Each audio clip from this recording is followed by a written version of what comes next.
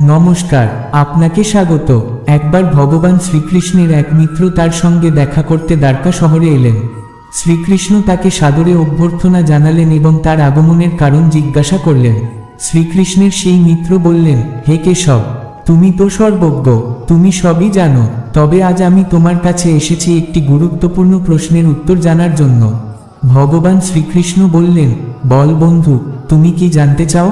মিত্র বললেন, ভগবান, একজন মানুষকে নিজের বাড়ির সামনে কি কি গাছ লাগানো উচিত? কোন গাছ লাগালে দারিদ্রতা দূর হয় এবং শত্রু, রোগ, ভয়, ভূত পিশাচ ইত্যাদি সমস্যা থেকে মুক্তি পাওয়া যায়? ভবনের সামনে কোন গাছ লাগানো সবচেয়ে শুভ? শ্রীকৃষ্ণ স্নিগ্ধ হাসি দিয়ে বললেন, তোমার প্রশ্নের উত্তর আমি অবশ্যই দেব, তবে প্রথমে মনে রাখবে, গাছ শুধু পরিবেশ শুদ্ধ করে না, এটি আমাদের জীবনের সুখ সমৃদ্ধির জন্যও গুরুত্বপূর্ণ। সঠিক গাছ লাগালে বাড়ির পরিবেশ শুভ হয় এবং দুঃখ কষ্ট দূরে সরে যায়।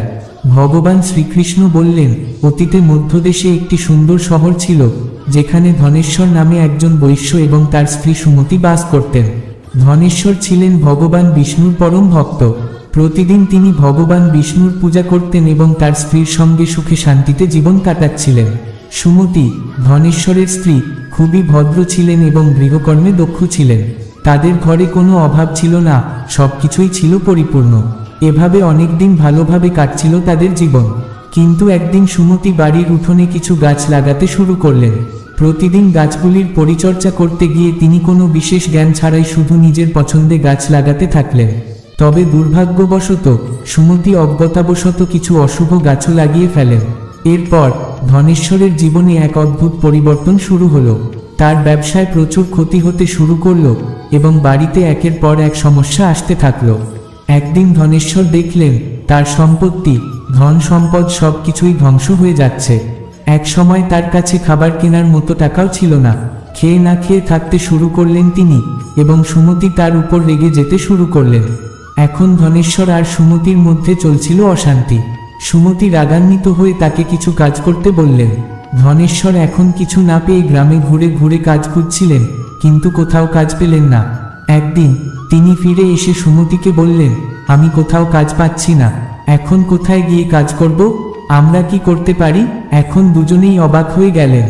একদিকে ধনেশ্বর আর সুমতির জীবনে বিরাজ করছে দুঃখ, অন্যদিকে তাদের অজান্তে লাগানো গাছগুলোই তাদের জীবনে সমস্যা সৃষ্টি করেছে। ধনেশ্বর তার স্ত্রীর সমস্ত গহনা বেচে দিলেন এবং যা কিছু পেল তা দিয়ে তাদের পেট ভরে খান। এইভাবে বাড়িতে অশুভ গাছ লাগানোর ফলস্বরূপ তাদের জীবনে দারিদ্র্য ও সংকট এসে পড়ল, কিন্তু তারা তা জানতেন না। একদিন হঠাৎ একজন সাধু মহাত্মা ধনেশ্বরের বাড়িতে আসেন। সাধুকে দেখে ধনেশ্বর নমস্কার করে বললেন, হে মহারাজ, আপনাকে স্বাগতম। এই দরিদ্রের ঘরে আপনাকে স্বাগত জানাই। আমি আপনার জন্য কি সেবা করতে পারি?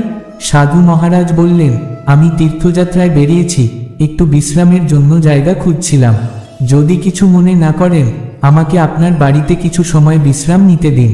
অনেকদিন ধরে ক্ষুধার্ত, কিছু খাবার পেলে আপনার বড় কৃপা হবে। সাধুর কথাগুলি শুনে ধনেশ্বর বললেন, হে মহামান্বিত সাধু, আপনাকে দেখে তো মনে হচ্ছে আপনি একজন গুণী আত্মা। আপনার মুখে যে জ্যোতির্ময় আলো আমি দেখছি, তা দেখেই আমি বুঝতে পারছি। আমি আপনার সেবা করতে পারার জন্য ভীষণ আনন্দিত। এভাবে সেই সাধু মহারাজ ধনেশ্বরের ঘরের ভিতরে গিয়ে বিশ্রাম নিতে শুরু করেন। ধনেশ্বর খুব যত্ন সহকারে সাধু মহারাজের সেবা করলেন, কিন্তু তার কাছে খাবারের কোনো ব্যবস্থা ছিল না। তিনি তার স্ত্রীর কাছে গিয়ে বললেন, প্রিয়া, আজ আমাদের বাড়িতে যে সাধু মহারাজ এসেছেন, তাকে দেখে তো খুবই পুণ্যবান মনে হচ্ছে। আমাদের উচিত তাকে কিছু খাবারের ব্যবস্থা করা। তুমি কি খেয়াল করো, আমি যদি কিছু টাকা ধার করে এনে তার জন্য খাবার কিনে আনতে পারি? এই কথা বলে ধনেশ্বর একজন ব্যবসায়ীর বাড়িতে যান, তাকে কিছু টাকা ধার দেওয়ার জন্য অনুরোধ করেন।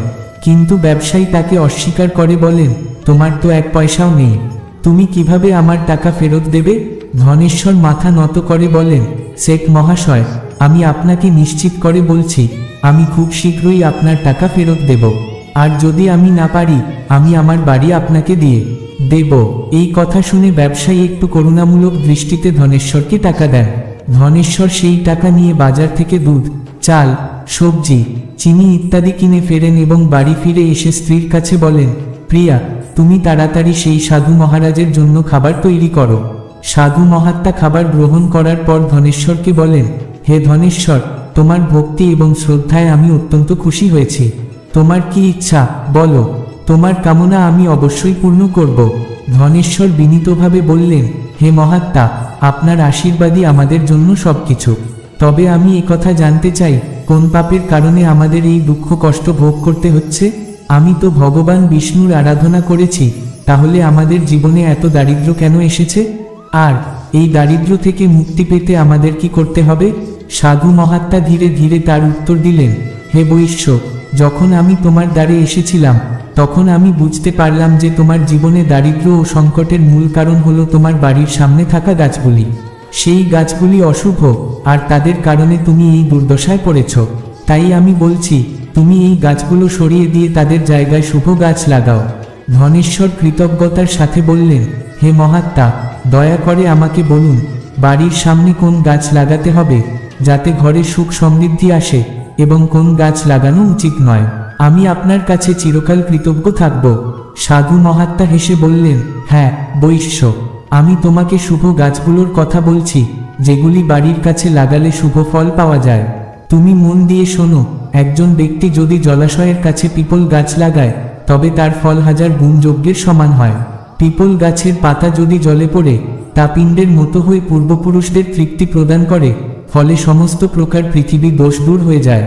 যে ব্যক্তি প্রতিদিন স্নান করে পিপল গাছ স্পর্শ করে, সে সব রকম পাপ থেকে মুক্ত থাকে। পিপল গাছকে স্পর্শ করলে দেবী লক্ষ্মী প্রাপ্তি হয়, আর প্রদক্ষিণ করলে সেই ব্যক্তি শ্রীবৃদ্ধি লাভ করে। পিপল গাছের মূলে শ্রী বিষ্ণু, শিব আর ব্রহ্মা বাস করেন। অমাবস্যার দিনে যদি কেউ পিপল গাছকে প্রণাম করে, তাহলে সে 1000 গরু দান করার সমান পুণ্য অর্জন করে। পিপল গাছের মতো পৃথিবীতে আর কোনো গাছ নেই। শ্রীহরি নিজেই এই বৃক্ষরূপে পৃথিবীতে বিরাজমান আছেন। তবে পিপল গাছকে আঘাত করা বা তার ডাল ভেঙে ফেলা মহাপাপ। যে ব্যক্তি পিপল গাছের গোড়া থেকে কেটে ফেলে, সে কখনোই নরক থেকে মুক্তি পেতে পারে না। আর হ্যাঁ, আমলক্ষী গাছ, এই গাছও অত্যন্ত গুরুত্বপূর্ণ। আমলক্ষী গাছ লাগানোর ফলে নারী পুরুষ জন্ম মৃত্যুর বন্ধন থেকে মুক্তি পায়। এই ফলটি ভগবান বিষ্ণুর কাছে অত্যন্ত প্রসন্ন এবং কল্যাণকর বলে মনে করা হয়। এটি খেলে আয়ু বৃদ্ধি পায়, এর জল পান করলে রোগ নিরাময় হয়, আর যদি সেই জল দিয়ে স্নান করা হয় তবে দারিদ্রতা দূর হয় এবং সকল প্রকার ঐশ্বর্য লাভ হয়। যে গৃহে সর্বদা আমলক্ষী গাছ থাকে, সেখানে রাক্ষস বা ব্রহ্মদৈত্য কখনোই প্রবেশ করতে পারে না। আর যদি একাদশীর দিনে এই ফল পাওয়া যায়, তবে সেই ফল পৃথিবীর সমস্ত তীর্থের চেয়েও অধিক পুণ্য লাভ করায়। লক্ষ্মীনারায়ণ সেই বাড়িতে থাকেন যার বাড়ির সামনে আমলক্ষী গাছ রয়েছে। তৃতীয় গাছটি হলো অশোক বৃক্ষ। অশোক গাছে দেবী অবস্রা বাস করেন। এই গাছ মানুষের হতাশা, দুঃখ, কষ্ট দূর করে। আর যদি বাড়ির কাছে অশোক গাছ থাকে, তবে সুখ ও শান্তি বজায় থাকে। জানো কি, মা লক্ষ্মী যখন দেবী সীতার রূপে অবতীর্ণ হন, রাবণ যখন মাতা সীতাকে অপহরণ করে নিয়ে যায়, তখন অশোক বাটিকায় তিনি বাস করেন। সেই সময় অশোক গাছ মাতা সীতার অনেক সেবা করেছিল। তাই মাতা সীতা অশোক গাছকে একটি বরদান দিয়েছিলেন, যে গাছ যেখানে থাকবে সেখানে মাতা সীতা অবশ্যই নিবাস করবেন। চতুর্থ গাছটি হলো পাকড় গাছ। প্রতিটি মানুষকে এই গাছ লাগাতে হবে। এই গাছের ফল মহাযজ্ঞের সমান। কলিযুগের মানুষ যজ্ঞ করতে পারবে না, তাই এই গাছ অবশ্যই লাগানো দরকার। পঞ্চম গাছ হলো নিম গাছ। নিম গাছ লাগালে সূর্যদেব অত্যন্ত প্রসন্ন হন। এটি বাড়ির কাছে লাগালে বিভিন্ন ধরনের রোগ থেকে মুক্তি পাওয়া যায়। মা লক্ষ্মীও নিম গাছের কাছে থাকতে খুবই পছন্দ করেন। তাই বাড়ির সামনে একটি নিম গাছ লাগালে ধন সম্পত্তি আসবে। ষষ্ঠ গাছ হলো জাম গাছ। যদি কেউ একটি সুন্দর কন্যা সন্তান পেতে চায়, তবে তাকে অবশ্যই একটি জাম গাছ লাগাতে হবে। এই গাছগুলির চমৎকার গুণাবলী যদি বাড়িতে লাগানো হয়, তবে তা শুধুমাত্র শারীরিক সুখই নয়, আর্থিক ও আধ্যাত্মিক উন্নতি এনে দেয়। যে বাড়ির সামনে জাম গাছ থাকে, সেই বাড়িতে কন্যা সন্তানের জন্ম হয়। সপ্তম গাছটি হলো বেলগাছ। বেলগাছের কাছে গোলাপ গাছ লাগালে কখনোই দুঃখ বা দারিদ্র হয় না, বাড়িতে অকাল মৃত্যু হয় না, কোনো মহিলা বিধবা হয় না, এবং ভগবান শিব ও পার্বতীর আশীর্বাদ লাভ করা যায়। এই গাছের আশীর্বাদে জীবন হয়ে ওঠে সুখী ও সমৃদ্ধ। অষ্টম গাছটি হলো নারকেল গাছ। একটি বাড়িতে নারকেল গাছ লাগালে একজন পুরুষ অনেক নারীর স্বামী হতে পারে। নারকেল গাছ যে কোনো ধর্মীয় আচারের অপরিহার্য অংশ। যে বাড়ির উঠোনে নারকেল গাছ থাকে, সেই বাড়িতে সর্বসমৃদ্ধি আসে এবং বাড়ির সদস্যরা সম্মানিত হন। যে পুরুষ সুন্দরী স্ত্রী পেতে চায় তাকে অবশ্যই একটি ডালিম গাছ লাগাতে হবে। এই গাছ দৈবশক্তি প্রদান করে। যে ব্যক্তি তার বংশবৃদ্ধি করতে চান এবং সন্তান জন্ম দিতে চান তাকে অবশ্যই একটি খয়ের জাতীয় গাছ লাগাতে হবে। খয়ের গাছ লাগালে অনেক রোগের নিরাময় হয়। যদি কেউ চোর ডাকাতের ভয় পায় তবে তাকে অবশ্যই বাড়িতে একটি বাঁশ গাছ লাগাতে হবে। এই গাছ চোরদের ভয় দেখায় এবং ঘরকে রক্ষা করে। কনক চম্পার চারা যদি বাড়ির উত্তর দিকে লাগানো হয় তবে দারিদ্রতা ও দুঃখ দূর হয়। কলা গাছ অত্যন্ত শুভ। এটি ঘরে সুখ ও সমৃদ্ধি নিয়ে আসে, কারণ ভগবান বিষ্ণু এই গাছে নিবাস করেন। পারিজাত গাছ সমুদ্র মন্থনের সময় আবির্ভূত হয়েছিল, আর মা লক্ষ্মীও সেখানে আবির্ভূত হন। তাই পারিজাত গাছ ঘরে থাকলে দেবী লক্ষ্মীর আশীর্বাদ পাওয়া যায়। যে ঘরে খেজুর গাছ থাকে সেই বাড়ির সন্তানরা কখনোই উন্নতি করতে পারে না। তাই বাড়িতে কখনোই খেজুর গাছ লাগানো উচিত নয়। আবার বাবুল গাছও বাড়ির সামনে লাগানো উচিত নয়। এই গাছ বাড়িতে বিপর্যয় আনতে পারে এবং নেতিবাচকতা বৃদ্ধি করে, ধন সম্পদের ক্ষতি হতে পারে।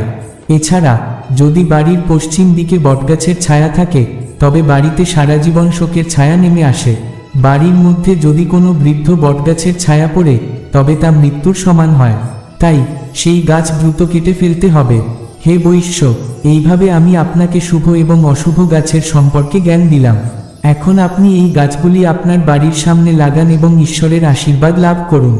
ধনেশ্বর বলেন, আপনি আমাকে আজকের এই উত্তম জ্ঞান দিয়েছেন, আমি আপনাকে ধন্যবাদ জানাই। তারপর সাধু মহাত্মা ধনেশ্বরকে আশীর্বাদ করে এবং সেই স্থান থেকে অদৃশ্য হয়ে গেলেন। ধনেশ্বর ও তার স্ত্রী মহাত্মাকে অদৃশ্য হতে দেখে বিস্মিত হন এবং তারা বুঝতে পারেন যে স্বয়ং ভগবান বিষ্ণু তার ঘরে এসেছিলেন তাদের দুঃখ কষ্ট থেকে মুক্তি দেওয়ার জন্য। আশা করি আজকের এই তথ্য আপনাদের ভালো লেগেছে। ভিডিওটি দেখার পর কমেন্ট বক্সে জয় শ্রীকৃষ্ণ লিখতে ভুলবেন না।